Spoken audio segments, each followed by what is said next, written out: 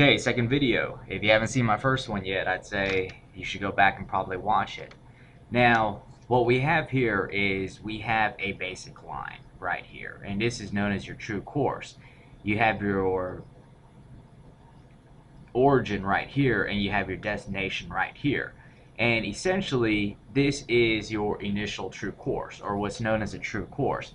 Now, it may look like a line, but this is very important because you are going to get two pieces of information from here, or two crucial pieces of information from which you're going to use to basically make the rest of your flight plan. Okay, now the first piece of information you're going to get is you're going to get your direction to your destination, and your direction, as we talked about in your last video, is based off of your relation to your geographical North Pole. Now, in Google Earth that I'm using right here, it just so happens that it makes a handy tool that'll automatically measure it for you.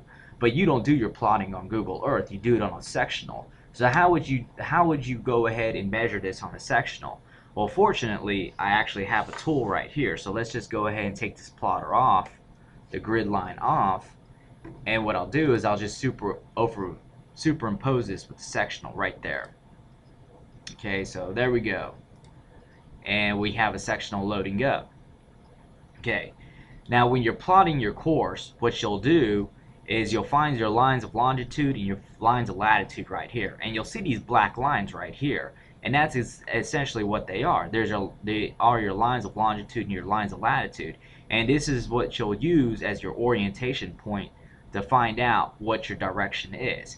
Now, it's very important that you get this correct because this is where your math is all based off of. And if you mess this up, then you're basically gonna mess up your direction for the rest of your flight plan. So this is just a straight line. So like I said, you'll use either a protractor or a plotter tool, and then you'll find one of these black lines right here. This is your line of latitude right here.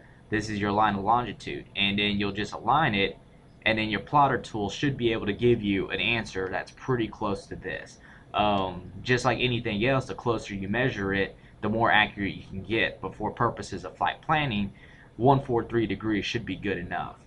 Now, your second piece of information that you're going to get when you plot this is your length. And your length is just an arbitrary number that you use to do your calculations based off of.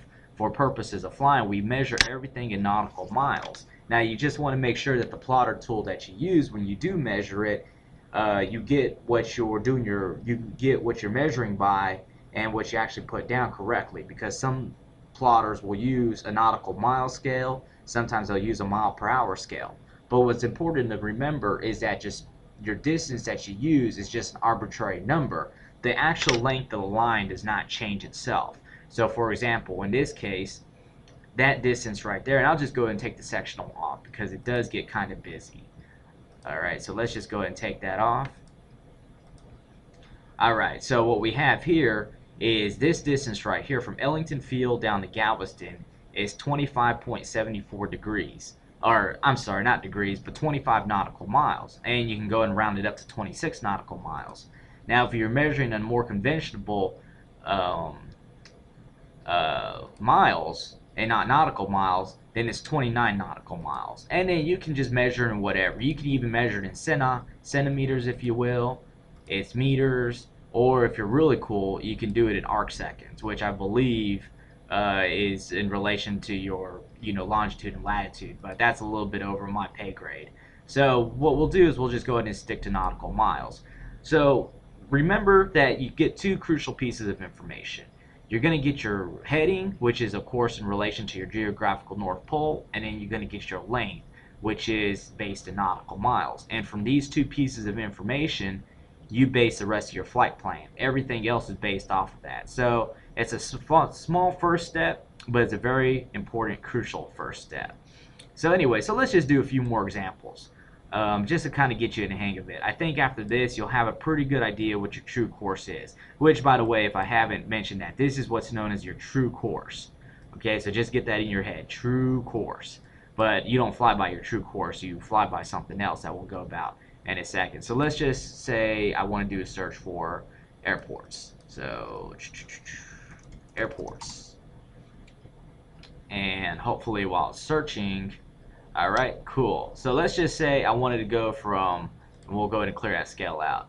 I wanted to go from Ellington to Houston Southwest, right there.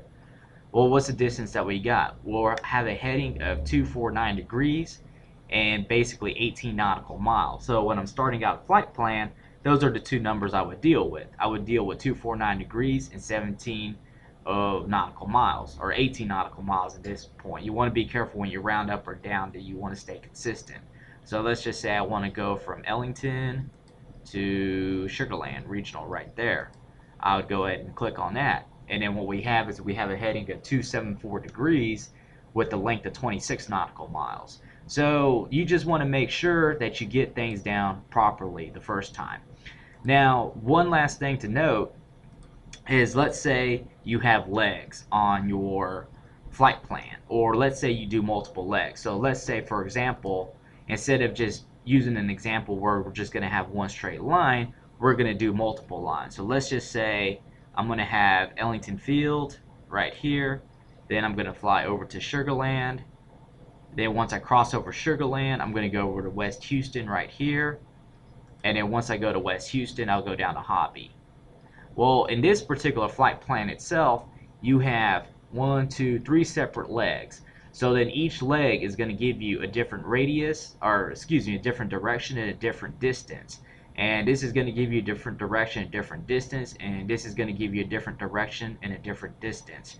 So you'll have to put those 3 different nodes of information, if you will, onto your flight plan. I don't want to get too far off onto that though, just to let you know though, that's how you would do that. So if you had a question about that, what you would do is you would treat each leg of this flight, if you will, like a separate entity unto itself.